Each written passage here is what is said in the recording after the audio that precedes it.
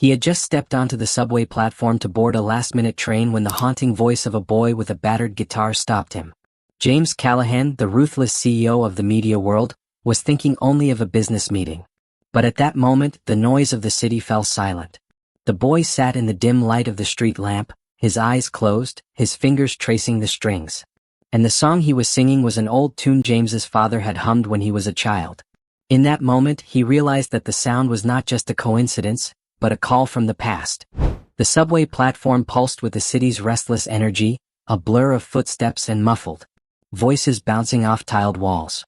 James Callahan stood at the edge, his phone pressed to his ear, his navy coat draped over one arm. At 42, he was the CEO of Callahan Media, a man whose days were carved into precise segments, board meetings, press briefings, deals that shaped headlines. A last-minute flight delay had stranded him downtown, forcing him to take the subway, a rare detour from his chauffeured life. The air was heavy with the scent of steel and sweat, the crowd a shifting tide around him. A voice broke through the din, clear and haunting, like a thread of light in the dimness. Was a boy, no older than 11, sitting cross-legged against a pillar, his clothes smudged with dirt, his dark hair matted. His hands cradled a battered guitar, its strings worn but steady as he sang. The melody was soft, a folk tune James vaguely recognized, its lyrics weaving a story of loss and hope. The boy's voice was raw yet pure, carrying a weight that hushed the platform's chaos, drawing a small crowd. A tin can sat before him, scattered with coins, but his eyes were closed, lost in the song. James lowered his phone, the call forgotten, his gaze fixed on the boy. There was something in the music, a pull that stirred a memory he could not place, a fleeting image of his father, Patrick, humming a similar tune in their old apartment, before addiction and anger tore them apart. James had buried that pain, climbing from a fractured childhood to a life of control, but the boy's song cracked that facade, its simplicity a quiet demand on his attention. The song ended, and the boy opened his eyes, deep blue, sharp with a mix of defiance and vulnerability. The crowd tossed coins into the can, their applause fading as they dispersed. James stepped closer, his polished shoes out of place on the grimy tiles. The boy glanced up, his expression wary, his guitar resting across his knees. "That was beautiful," James said, his voice softer than his usual boardroom tone. "What is your name?" "Henry," the boy said, his voice steady but guarded. "Thanks." James crouched, meeting Henry's gaze. "Why are you here singing like that?" he asked, his curiosity genuine. Henry's fingers tightened on the guitar, his eyes flickering. "It keeps me going," he said.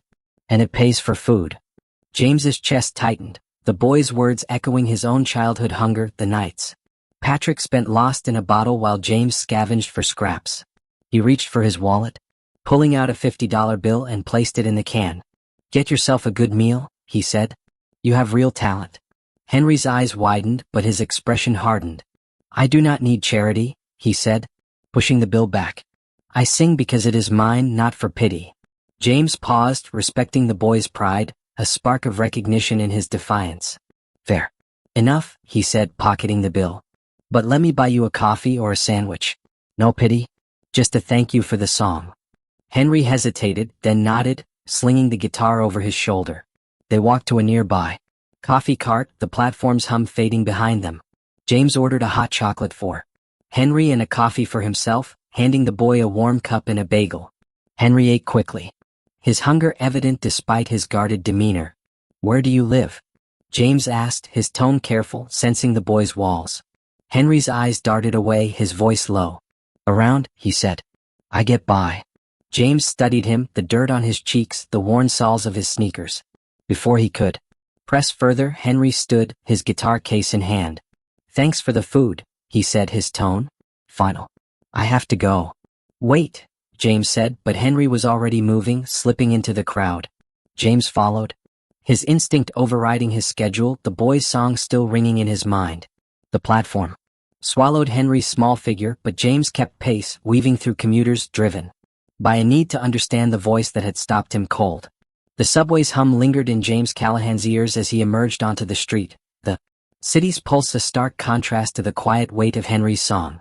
The boy's voice, raw and haunting, had stopped him on the platform an hour ago, its melody stirring memories of his Father, Patrick, and a childhood fractured by neglect. James had followed Henry through the crowd, driven by an instinct he could not name, but the boy had vanished into the urban sprawl, his battered guitar case a fleeting shadow. Now standing outside the station, James felt the pull of that moment, a crack in the polished armor of his life as CEO of Callahan Media. The evening air was cool, the city's lights smearing against the darkening sky. James loosened his tie, his navy coat slung over his arm, his phone silent for the first time in hours.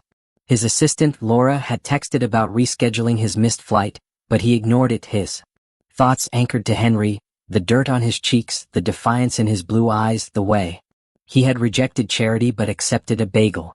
The boy's pride, his music, echoed James's own struggle at that age, scavenging for food while Patrick drowned in addiction.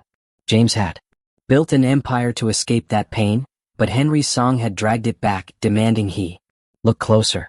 He scanned the street, half hoping to spot Henry's small figure, but the crowd offered no trace. The coffee cart where they had sat was closing, its vendor wiping down the counter. James approached, his voice low. "The boy who was singing earlier," he said. "Henry? He come here often?" The vendor, a middle-aged man with a graying beard, nodded. "Most evenings," he said. "Sings like an angel, that kid. Never takes much, just enough for a meal. Life's rough, though." Seen him near the old warehouse on Pike Street. James's pulse quickened, the lead fragile but enough. "Thanks," he said, slipping the vendor a tip. He walked toward Pike Street, the city's noise fading as the streets grew narrower, the buildings more worn. The warehouse loomed ahead, its brick facade cracked, its windows boarded. A faint glow spilled from a side alley and James followed it, his polished shoes scuffing against gravel. In the alley, Henry sat on a crate, his guitar across his lap, strumming softly. A makeshift camp surrounded him, cardboard sheets, a tattered blanket, a plastic bag of clothes. Small fire crackled in a metal can, its light dancing across Henry's face, highlighting the dirt smudged on his skin. He looked up, his blue eyes narrowing. "You followed me," he said, his voice sharp but steady. "Why?" James stopped, keeping his distance, his tone gentle. "Your song," he said. "It hit me. Wanted to make sure you were okay." Henry's fingers stilled on the strings, his expression wary. "I am fine," he said. "I do not need saving." "I know," James said, crouching to meet Henry's gaze. "But you should not be out here alone. Where is your family?" Henry's jaw tightened, his eyes flickering with something raw. "Gone," he said, the word heavy. "My mom died last year. My dad left before I was born. It is just me now." James's chest ached, the boy's loss mirroring his own. He thought of Patrick, whose absence had left him to fend for himself at 12, stealing bread to survive. "I lost my family, too," James said, his voice low. "My dad was not there when I needed him. I got through it, but it was hard. You do not have to do this alone." Henry studied him, his guard softening but not breaking. "Why do you care?" he asked. "You are some rich guy. You do not know me." James hesitated, the truth raw but necessary. "Your song reminded me of my dad," he said. "He used to sing before things fell apart. I built my life to forget him, but you made me remember. I want to help, Henry, not because I pity you, but because I see you." Henry's eyes widened, a flicker of trust in their depths. He strummed a chord, the sound soft. In the alley stillness. "This was my mom's guitar," he said, his voice quieter. "She taught me to play. Said music could hold you together when nothing else could." James nodded, the boy's words stirring Patrick's memory, his rare sober moments. Humming folk tunes by candlelight. "She was right," he said. "Your music is powerful. Let me get you some food, a place to stay tonight. We can figure out the rest tomorrow." Henry hesitated, then nodded, slinging the guitar over his shoulder. James led him to a nearby diner, its neon sign a warm glow against the night. Inside, the air smelled of fries and coffee, the booths soft and inviting. Henry ordered a burger, eating with a hunger that twisted James's heart, his small hands moving quickly.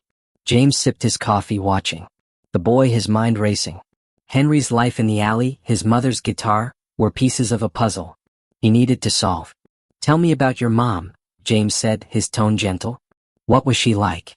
Henry's eyes softened, his voice steady. "Her name was Marie," he said. "She was a singer. Not famous but good. She worked odd jobs, kept us going. When she got sick, she gave me her guitar, told me to keep a mono, continue singing, keep singing, it's okay. We lived in a little place by the river. She said my dad, Patrick, was a musician too, but he left before I was born. She said he had a voice like mine. James froze, the name a jolt. Patrick. His father's name, a coincidence too sharp to ignore. His mind raced, piecing together fragments. Marie, a singer, a river town, Patrick's music. Could Henry be connected to his father? The possibility was fragile, a thread he could not yet grasp. Henry's voice broke his thoughts. What is your name? He asked, his burger half-eaten. James Callahan, he said, his voice steady despite the storm in his chest. I run a media company, but I am figuring out what that means now. Henry's lips twitched, a faint smile. You are not like most rich guys, he said. Thanks for the food. James nodded, his resolve hardening. I am coming back tomorrow, he said. We will find you a place to stay, somewhere safe. You keep singing, okay? Henry nodded, his eyes bright. James paid the bill, leaving a generous tip, and walked Henry to a shelter he had called ahead, ensuring a bed for the night. As Henry disappeared, inside, guitar in hand, James stood in the cold, Marie's words echoing. Keep singing.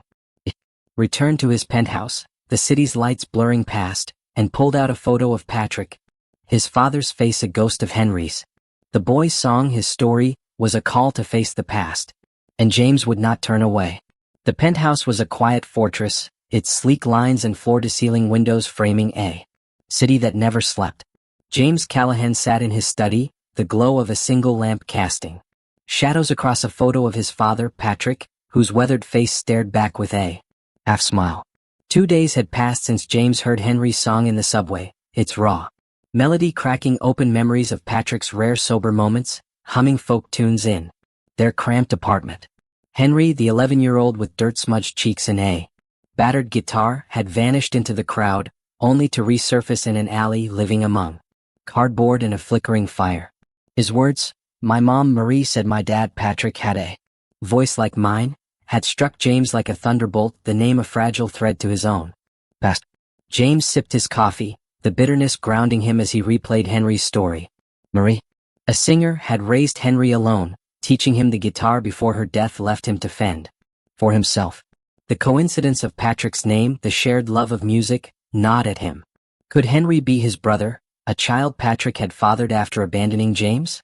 The thought was a tangle of hope and dread, stirring memories of his father's absence. The nights James went hungry while Patrick chased oblivion. James had built Callahan Media to bury that pain, but Henry's song had pulled it to the surface, demanding he face it. His phone buzzed, Laura's voice sharp through the line. You missed the board meeting? She said. The investors are not happy. Where are you? I am handling something personal, James said, his tone firm. Reschedule it. I need a few days. Laura's pause was heavy. This is not like you, she said. What is going on? James hesitated, the truth too raw to share. I will explain later, he said, ending the call. Turned back to the photo, Patrick's eyes a quiet challenge. Henry was out there, surviving in an alley, and James could not let him slip away.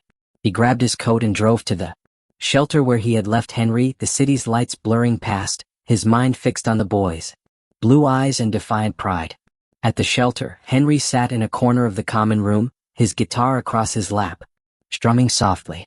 His clothes were cleaner, his dark hair less matted, but his expression was guarded, his fingers tracing the strings like a lifeline. He looked up as James approached, his voice low. You again, he said, a faint smile breaking through. You do not give up. Not when it matters, James said, sitting beside him. I want to help you, Henry. Not just a meal or a bed, but a real chance. Will you let me? Henry's fingers stilled, his eyes searching James's face. Why, he asked. You do not owe me anything. James leaned forward, his voice steady. Your song reminded me of someone, he said. My dad, Patrick. He was a musician like your mom said about your dad. I need to know more about you, about her. It might be important. Henry's brow furrowed, his voice cautious. What do you mean important? James took a breath, the weight of the question heavy. My dad's name was Patrick, he said. He left when I was a kid and I never saw him again. Your mom said your dad was Patrick, a musician. I'm not saying it is the same man, but I need to find out. For me. Henry's eyes widened, his grip tightening on the guitar. You think, he started then. Stopped, his voice faltering. My mom had a picture, he said, his tone urgent, of her and a guy from years ago. She said it was my dad. It is in my stuff back at the alley. James's pulse raced, the possibility a spark in the dark.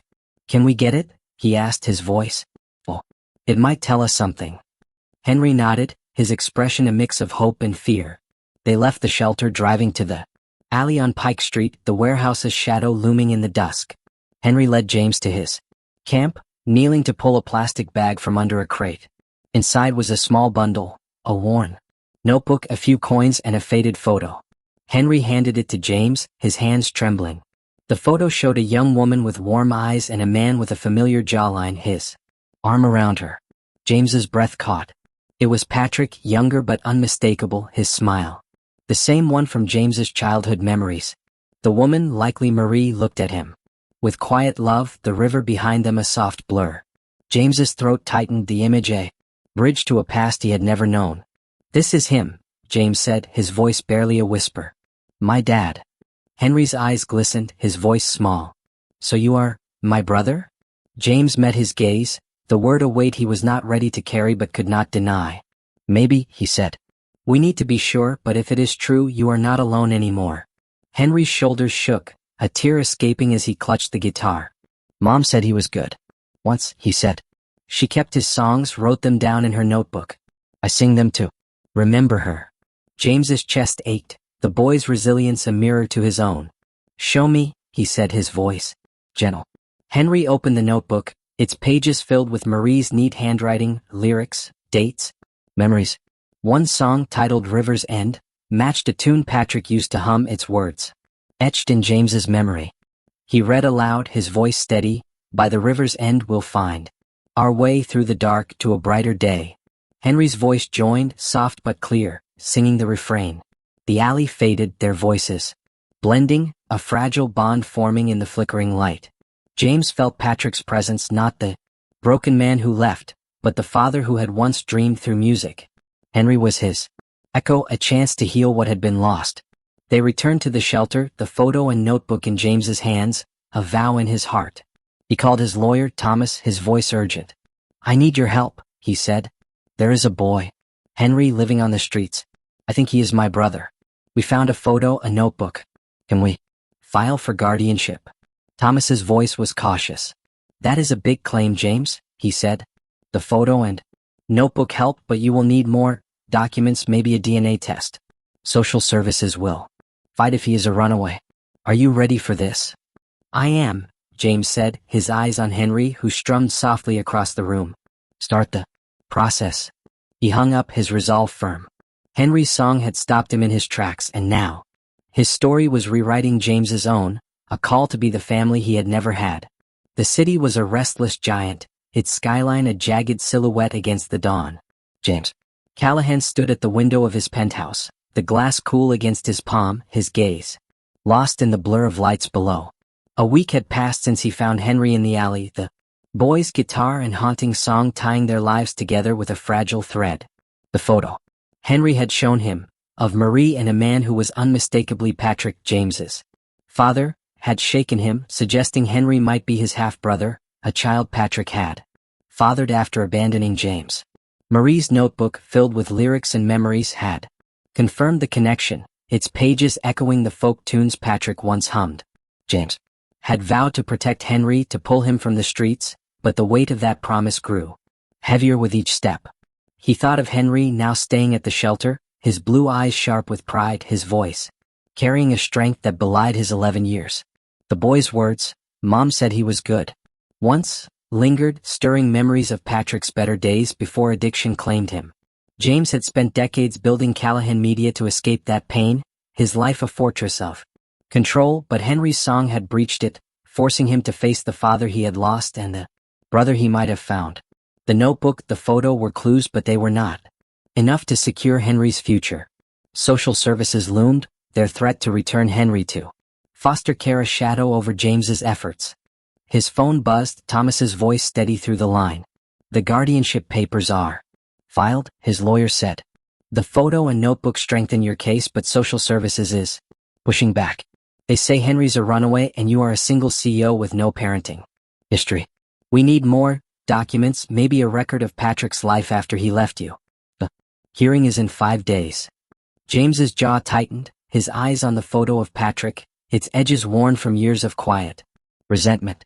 Find anything you can, he said. I'm not letting Henry go back to the system. And look into Marie's past, her family, her connection to Patrick. On it, Thomas said. But you need to show you are ready for this, James. They will question your commitment. Are you? I am, James said, his voice firm. He ended the call, his mind racing. Henry's song had been a call, Marie's notebook a map, and he would follow them, not just for the boy but for the part of himself he had buried. He drove to the shelter, the city's hum a distant backdrop. His thoughts on Henry's defiance, his music a lifeline in the dark. At the shelter, Henry sat on a cot, his guitar across his knees, strumming a soft melody. His clothes were new, jeans and a green sweater James had sent, but his expression was guarded, his fingers tracing the strings with care. He looked up as James approached, his voice low. You keep coming back, he said, a faint smile breaking through. Most people do. Not. I made a promise, James said, sitting beside him. I meant it. I need to ask you something, Henry. Did your mom ever talk about Patrick's family, where he came from? Henry's brow furrowed, his fingers pausing. Not much, he said. She said he grew up in a city, had a son he lost touch with. She met him at a bar where she sang years ago. He was playing guitar, said he was trying to start over. Then he left before I was born. She kept his songs though. Said they were part of me. James's chest tightened, the story aligning with his own. Patrick's son, the city, the music. That son might be me, he said, his voice steady but raw. I need to be sure for you. I want you to come with me, Henry. Not just to the shelter but to my home while we figure this out. Henry's eyes widened, his grip tightening on the guitar. Your home? He asked, his voice cautious. Why? Because you are family, James said, the word heavy but true. Maybe my brother, maybe not, but I will not leave you out here. Will you come? Henry hesitated, his gaze searching James's face, then nodded, slinging the guitar over his shoulder. They drove to the penthouse, the city's lights a silent witness. Inside, Henry stood in the living room, his sneakers scuffing the polished floor, his eyes wide at the expanse of glass and steel. This is yours? He asked, his voice small. For now it is ours, James said, his tone gentle. He showed Henry to a guest room, its bed soft with fresh linens, a stark contrast to the alley's cardboard. Henry set his guitar against the wall, his fingers lingering on the case. Mom would have liked this, he said, his voice soft. She always wanted a place like this for us. James nodded, Marie's memory a quiet bridge between them. Tell me about her songs, he said, sitting on the bed. The ones in the notebook. Henry opened the notebook, its pages worn but cherished, and read a lyric. The road is long, but love remains through every storm, through all the pain. He sang it, his voice clear. The melody one James remembered from Patrick's rare sober nights. James joined in there. Voices blending, a moment of connection that felt like a vow. That evening, James called an investigator, Emily, to dig into Patrick's life after he left. Find anything, records, addresses, anything tying him to Marie, he said, his voice urgent. Emily promised results, but James knew time was short. He spent the day with Henry, teaching him to cook pancakes, listening to his stories of Marie's gigs by the river.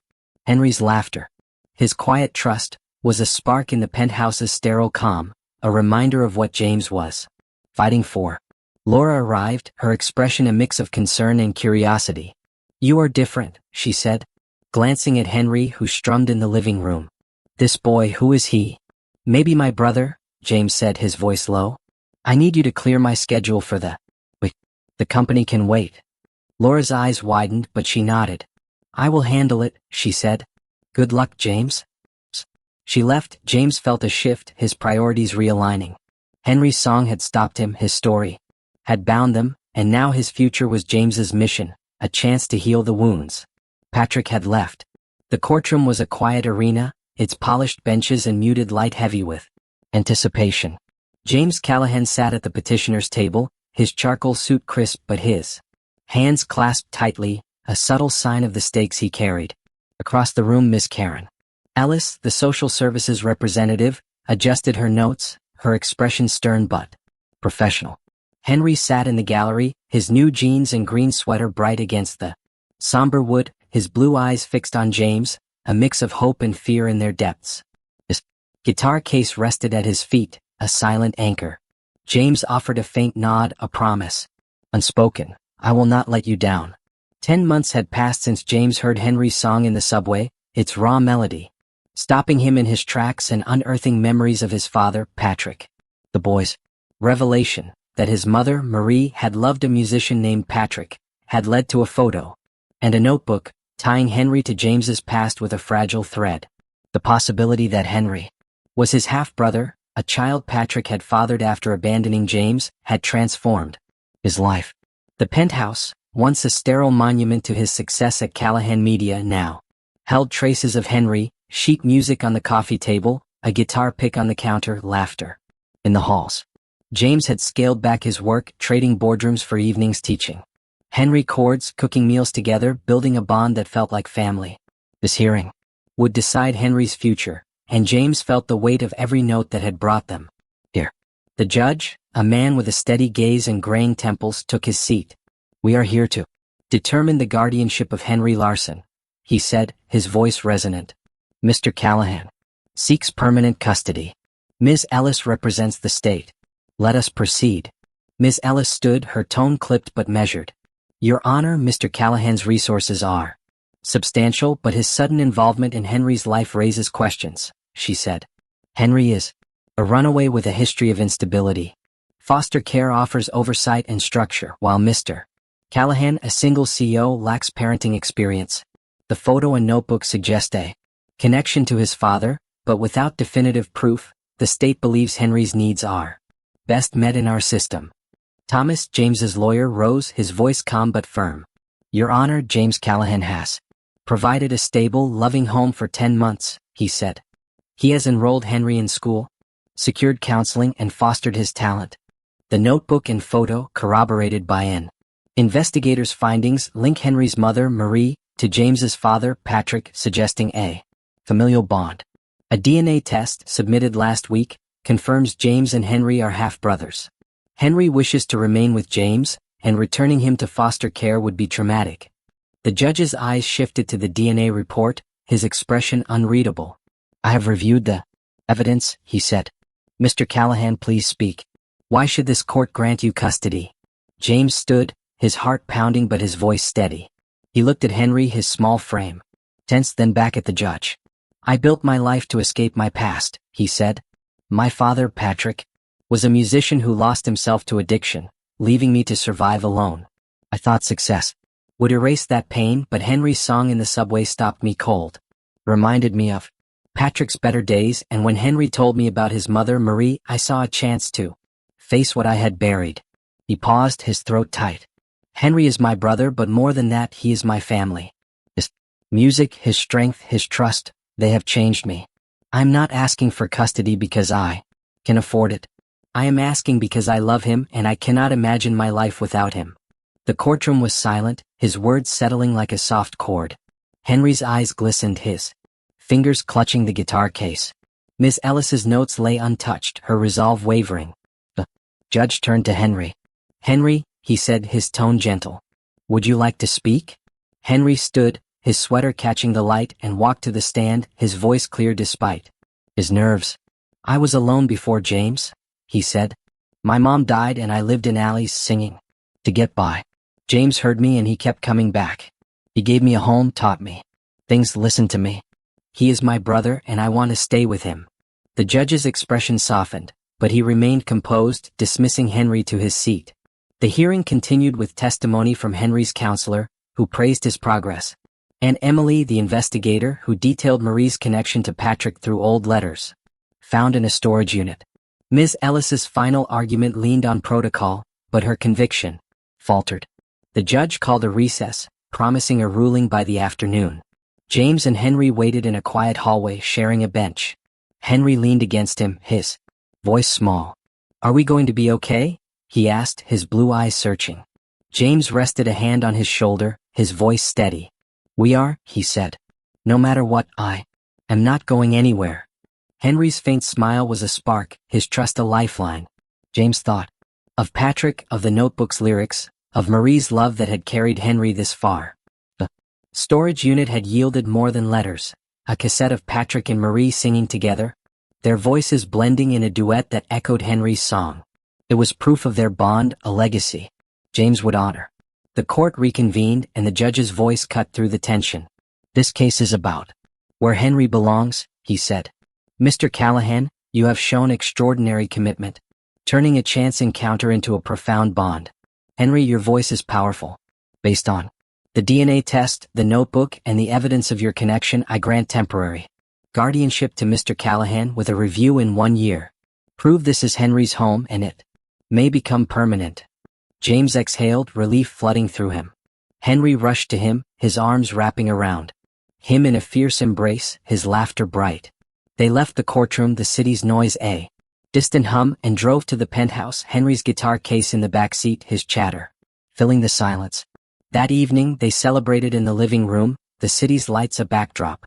Laura joined them, bringing pizza, her smile warm as Henry strummed a new song, its melody bright with hope. James watched, his heart full, the notebook open on the table, its pages a testament to Patrick and Marie's love. Over the next year Henry thrived. His grades soared, his music blossomed, his laughter a constant in the penthouse. James launched a foundation in Marie's name, funding music programs for kids and shelters, ensuring no child's talent went unheard. The 1-year review came, and the judge granted permanent guardianship, sealing their bond. One spring evening they sat on the penthouse balcony, the river glinting below. Henry handed James a guitar pick, its surface worn but warm. For Mom, he said, his smile bright. And Patrick. James took it, his eyes on the city, Henry's song in his heart. For us, he said, pulling him close. They sang together, their voices rising, a family forged by a melody, Patrick and Marie's legacy, a light that would endure.